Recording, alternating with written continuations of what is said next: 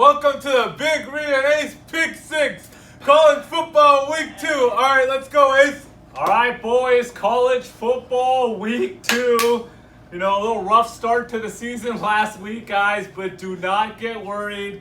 Nobody's worried about that. Everybody relax. Just relax.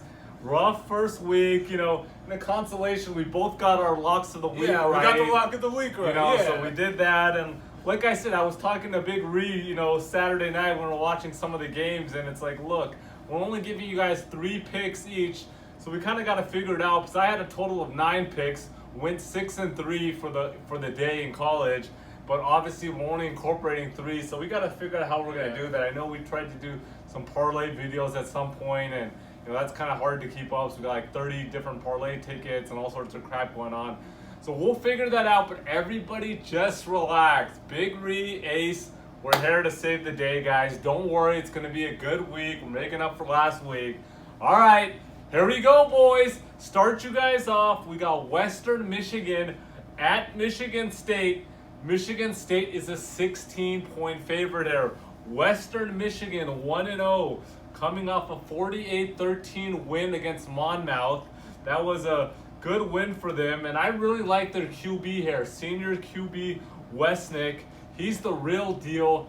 He was 6-2 last season before getting injured. Had a big game last week, and Western Michigan plays Michigan State every other year for the past 7-8 years. They have never lost by more than 15 in the past 3 matchups. Spread here is 16. Then we got Michigan State, who's 1-0, coming off a 28-7 win versus Tulsa. Tulsa is 5-19 in the last 2 seasons. Not an impressive team, and they're only winning 28-7.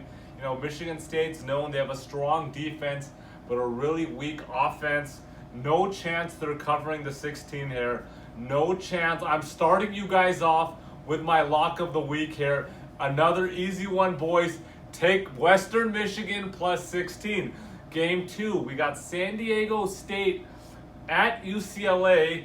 UCLA is a 7.5-point favorite. San Diego State 1-0 with coming off a 6-0 win versus Weber State. Yes, I said 6-0. That's correct. This is football, not baseball. Weak performance against Weber State is a decent team, but 6-0. They did not look good at all at home. Their QB is average at best, not too impressed with them. Running back Jawan Washington, he's all right. Didn't look good last week, but he's all right. He's had some couple of decent seasons. He's a senior now at San Diego State.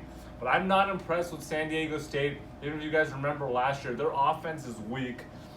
And I think, their defense is decent, but I don't think it's going to get it done this week. Then we got UCLA, who's 0-1, coming off a 24-14 loss at Cincy. But remember, Cincinnati is a good team. They were 11-2 last season, guys, so don't get over like, oh, UCLA lost. Yeah, they lost, but to a really good Cincy team. And they had 4 turnovers. Their defense looks solid, but 4 turnovers are not going to get it done. They should be returning running back Joshua Kelly, which is a big deal. He had about 1,200 yards rushing last year. He's really good. And remember, Chip Kelly's on his 2nd year here at UCLA. You're going to start seeing some momentum there. And I think this is an easy one here. UCLA covers this. They get a win. This will be a big win for the program. Take UCLA at home at the Rose Bowl. Take the Bruins minus 7.5. Game 3, we got Miami at North Carolina. Miami is a 5-point favorite here. Miami 0-1, coming off a 24-20 loss to Florida. Only reason it was only 24-20 is Florida had 4 turnovers last week. Otherwise, they would have spanked Miami worse than that. Miami's not a good team. They're just a solid team. Their name is kind of more, everyone gets hyped, University of Miami. QB, they got a redshirt freshman QB. Williams is going to make his first road start at North Carolina. I think he's going to struggle big time in that atmosphere. Weak run game, so they're just weak on both ends. And then we got North Carolina 1-0, coming off a big 20 come from behind win against South Carolina at a neutral field. And yeah, I know everyone knows North Carolina was 2-9 last season, but this is a completely different team this season. They got a new coach in Mac Brown, who's a real deal, old Texas coach. Their offense looks good. Their defense looks good. Their running game looks good. Their QB Howell looked good in the first game. I think North Carolina is going to be a surprise team this season, and I'm not impressed with Miami. I think this is an easy one. North Carolina +5 all day. Almost my second lock of the week, to be honest. I really like North Carolina here. Take North Carolina +5. Big Ree, let's go. All right, I'm starting out with North Texas at SMU. I'm taking the over-under here. So last week, North Texas put up 51 points and gave up 31 points. So obviously you want to know about last season. Last season, they averaged 36 points and gave up an average of 23 points. Last week, SMU gave up 37 points and put 30 points on the board. Last season, they they averaged 27 points and gave up an average of 31 points. I'm taking over 72 here, 72 and a half. Then next game, I got Cal at Washington, taking the spread here. We got Washington coming off a blowout win versus Eastern Michigan, no-name school, nothing impressive. And we got Cal coming off an unimpressive win versus UC Davis, only by 14.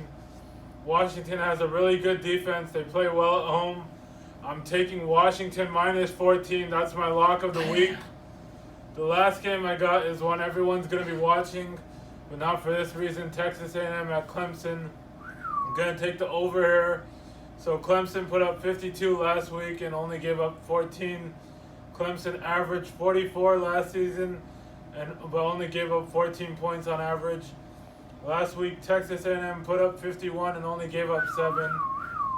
I'm taking over 65 here. All right, peace out, guys. We're going 6-0.